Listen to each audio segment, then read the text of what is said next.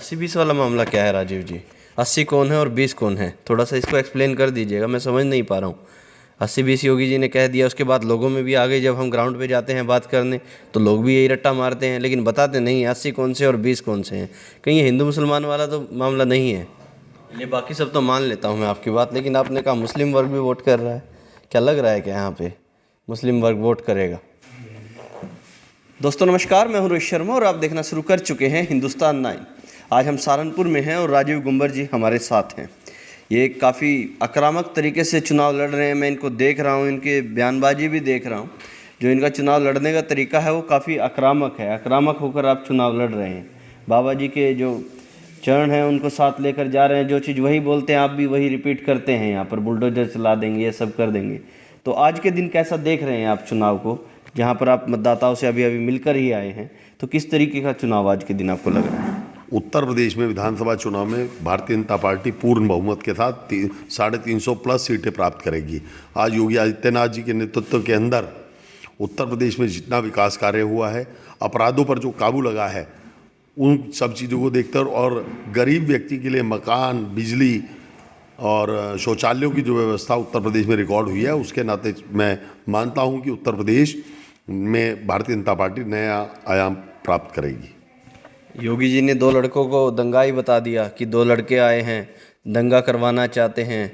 उसके बाद बताया कि जो पश्चिम उत्तर प्रदेश के कैराना और मुजफ्फरनगर की गर्मी है उसको शांत कर देंगे, शिमला बना देंगे।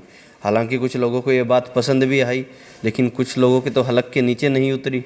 जयंत चौधरी कह रहे हैं कि हमारे तो खून में ही गर्मी होती है, हमारा खून कैसे बदलेंगे? योगी बाबा का कहना निश्चित रूप से बिल्कुल सही है। कैराना के अंदर जितनी गर्मी थी, जितनी बदतमीजी थी, जितनी गुंडागर्दी थी, मुजफ्फरनगर के दंगे में हम लोगों ने देखा है कि जिस प्रकार से सपा शासन काल में गुंडागर्दी हुई है, दंगे हुए हैं, और सहारनपुर में भी जिस प्रकार से दंगई हुए हैं और समाजवादी पार्टी की सरकार ने उस पर कोई काबू नहीं पाया। समाजवादी पार्टी के नेता उसे संरक्षण देने का काम करते थे। और जो यहाँ दंगे का मुख्य आरोपी है, हमारे यहाँ के प्रत्याशी संजय गर्ग जी 1 महीना पहले उसे समाजवादी पार्टी की सदस्यता करवाकर लाल टोपी पहना रहे हैं। और जो उनका प्रस्तावक है वो भी कैराना का ही निकला। कैराना में उसकी हिस्ट्री शीट में लिखा है कि वो लापता है, लेकिन माननीय संजय गर्ग जी ने उसे ढूंढ निकाला और उसे अपने प्रत्याशी बना दिया। ये एक सीधा सीधा संदेश दे रहे हैं कि जो अराजकता की तरफ माहौल नजर आ रहा है, कि यदि ऐसे लोग चुनाव में समाजवादी पार्टी के साथ रहेंगे तो वो निश्चित रूप से अपराधियों का मनोबल बढ़ाने वाला होगा और उत्तर प्रदेश में अपराध बढ़ेगा। इसलिए योगी बाबा ने कहा है ये दोनों लड़के आतंकवादियों को संरक्षण देते हैं। अखिलेश जी ने जितने भी मुकदमे माफ़ करे, दंगइयों के मुकदमे माफ़ कर दिए और उन्हें जेलों से बाहर कर दिया। ये तो साक्षात उदाहरण है। अखिलेश जी तो कहते हैं बाबा पैदल भी हैं और बेदल भी हैं। बाबा की तो कोई पूछ ही नहीं हो रही। जहाँ से चाहते थे टिकट नहीं मिला वहाँ से, उसके बाद गोरखपुर भेज दिया उनको। पार्टी में कोई पूछताछ नहीं हो रही योगी जी की। आज पूरा चुनाव योगी जी पर केंद्रित होकर भारतीय जनता पार्टी लड़ रही है। जयंत जी को अपने बारे में सोचना चाहिए कि जिस विचारधारा को लेकर चौधरी चरण सिंह जी ने विरोध करा था, आज वो उस विचारधारा को छोड़कर समाजवादी पार्टी के गुंडों का हाथ थाम कर आगे बढ़ना चाहते हैं। उन्होंने अपना अस्तित्व ही समाप्त कर लिया है। अब जयंत जी भी याद आ रहे हैं आपको, चौधरी साहब भी याद आ रहे हैं, लेकिन उससे पहले 13 महीने तक लोग बैठे रहे। 750 से ज़्यादा लोग शहीद हो गए किसान वहाँ पर। वो लोग कहते हैं तब कोई याद नहीं आया, 2 शब्द किसानों के लिए नहीं कहे गए प्रधानमंत्री से। प्रधानमंत्री जी ने हमेशा किसानों की मौत पर दुख व्यक्त किया है। किसानों का सड़क पर बैठना निश्चित रूप से हम सब के लिए बहुत कष्टकारी था, लेकिन वो आंदोलन भी राजनीति प्रेरित था और माननीय प्रधानमंत्री जी ने उस आंदोलन को वापस करवाने के लिए जो भी आदेश किए थे उन्हें वापसी ले लिया। उनका बड़प्पन है। कहीं ना कहीं देखिए गठबंधन मजबूत तो होता नज़र आ रहा है पिछली बार के मुकाबले। जो ये गठबंधन है, समीकरण तो कहते हैं देखिए जाट प्लस मुस्लिम, और इधर से पश्चिम उत्तर प्रदेश में कुछ डामाडोल तो है। जो देश के गृह मंत्री अब गली गली घूम रहे हैं। लोकसभा चुनाव देख लें पिछला, उससे पहले का विधानसभा चुनाव देख लें। हर चुनाव में माननीय प्रधानमंत्री ने, गृह मंत्री ने चुनाव की बागडोर को संभाला है। ये भारतीय जनता पार्टी के कार्यकर्ता के रूप में पैदा होकर चुनाव के ऊपर पहुंचे हैं। ये जानते हैं कि किस प्रकार से कार्यकर्ताओं को बूस्टअप करना है और हर चुनाव में जाते हैं। ये तो इनका चुनावी मुद्दा है। इनके पास कोई नेता ही नहीं है, किसे भेजेंगे? हमारे पास नेता है, हमारे पास नेता माननीय राजनाथ सिंह जी, हमारे पास नेता माननीय नरेंद्र मोदी जी, हमारे पास नेता माननीय अमित शाह जी, हमारे पास नेता माननीय स्वतंत्र देव जी हैं पिछड़ों में, हमारे पास नेताओं की शिवराज चौहान जी हैं, उमा भारती जी हमारी स्टार प्रचारक रही हैं। इस प्रकार से हमारे पास एक लंबी फहरिस्त है। संजीव बालियान जी हैं, चौधरी भूपेन्द्र सिंह जी हैं। तो यदि आप उनके नेताओं की गिनती करें तो माननीय अखिलेश जी, उसके बाद समाप्त मायावती जी, उसके बाद समाप्त जयंत जी के पास कौन सा नेता है, जयंत जी बता दें। जब हमारे पास इतनी बड़ी नेताओं की फौज है, इतने बड़े कार्यकर्ताओं की फौज है, तो वो निश्चित रूप से चुनाव में आएंगे ही आएंगे। आपके पास फौज तो बहुत बड़ी है, लेकिन घर से निकलते ही कुछ दूर चलते ही आपके साथी सहयोगी धर्म सिंह सैनी, थोड़ी दूरी घर है उनका भी यहाँ से आपसे दूर, छोड़कर चले गए पार्टी को, कहकर कि पिछड़ों का उत्पीड़न किया है, दलितों का उत्पीड़न किया है, मेरे पास जो था काम वो करने नहीं दिया। 5 साल सरकार में मंत्री रहने के बाद यदि ये कोई व्यक्ति ये कहे कि सरकार ने कुछ नहीं किया, तो उस पर निश्चित रूप से प्रश्न चिन्ह है। यदि उन्हें लगता था तो उन्हें 2 साल पहले पार्टी छोड़ देनी चाहिए थी। ये उनको अपनी सीट के समीकरण देखकर सीट बदलना याद आया। वो मेरे बड़े भाई हैं, मैं उस पर बहुत ज़्यादा टिप्पणी नहीं करूँगा, लेकिन उनकी राजनीतिक मजबूरी थी, शायद वो उस नाते वो पार्टी छोड़ गए। वो तो दबा के टिप्पणी करते हैं, भारतीय जनता पार्टी के नेताओं को कहते हैं गांव में भी नहीं घुसने दूंगा। किसी ने जय श्री राम कह दिया उनके सामने तो बोले कि भाजपा के नेताओं को सैनियों के गांव में नहीं घुसने दूंगा, मैं चूड़ियाँ नहीं पहन रखी मैंने।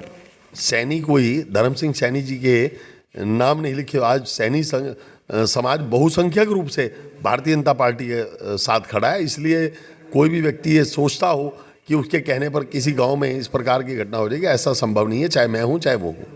इमरान मसूद का भी काफ़ी अच्छा होल्ड है मुस्लिम वोटर पर, किस तरीके से देखते हैं आप? इमरान मसूद कांग्रेस में थे, कांग्रेस से समाजवादी में आ गए, अब कहीं ना कहीं जो मुस्लिम वोटर है वो हो सकता है कि एक मुश्त वोट डाले कहीं भी जहां पर उनका निर्देश हो, तो वहाँ सहारनपुर में किस तरीके से देखते हैं आप इसको? पिछले चुनाव में भी कांग्रेस और समाजवादी पार्टी का गठबंधन था, फिर भी सहारनपुर में 4 सीटें विधानसभा चुनाव में भारतीय जनता पार्टी ने जीती। उससे पहले लोकसभा में समाजवादी पार्टी, बहुजन समाज पार्टी, कांग्रेस, अन्य दलों का गठबंधन रहा, लेकिन फिर भी लोकसभा चुनाव में भारतीय जनता पार्टी ने पूर्ण बहुमत प्राप्त किया। तो किसी के इधर से उधर जाने में हमें कोई असर नहीं पड़ता। आज जनता के बीच में इतना ज़्यादा काम उत्तर प्रदेश और केंद्र की सरकार ने किया है, हम उसकी उपलब्धियों को लेकर जो जनता में जा रहे हैं उससे हमें कहीं भी निराशा नहीं है और बड़े उत्साह के साथ जनता हमारा स्वागत कर रही है।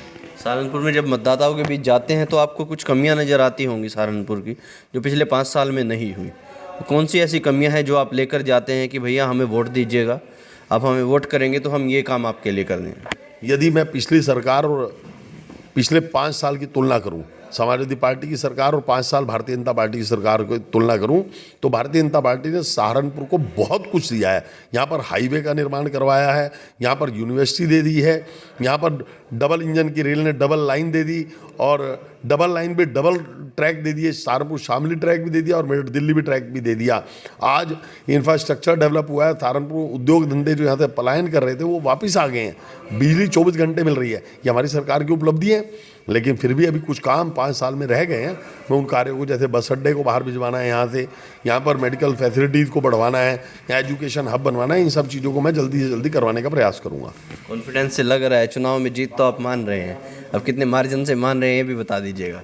चुनाव में मेरा मानना है कि आज मुस्लिम वर्ग, दलित वर्ग और भारतीय जनता पार्टी का परंपरागत मत बड़ी संख्या में मुझे ही मिल रहा है, इसलिए मैं चुनाव में किसी को अपने नज़दीक नहीं मानता। जो व्यक्ति 5 साल तक कहीं नहीं था, आज मेरे प्रतिद्वंदी के रूप में संजय गर्ग जी हैं, वो 5 साल विधायक रहते हुए जनता के बीच में नहीं थे। मैं कोरोना काल में घर घर गया हूँ, मैंने घर घर जाकर राशन और उनके लोगों की दिक्कतें दूर करने का काम करा है, जबकि माननीय विधायक जी ने केवल कोरोना के सर्टिफिकेट बांट कर तीसरी कर ली। तो उपलब्धियों के रूप में उनके पास बताने के लिए कुछ नहीं है और मेरे पास बताने के लिए बहुत कुछ है।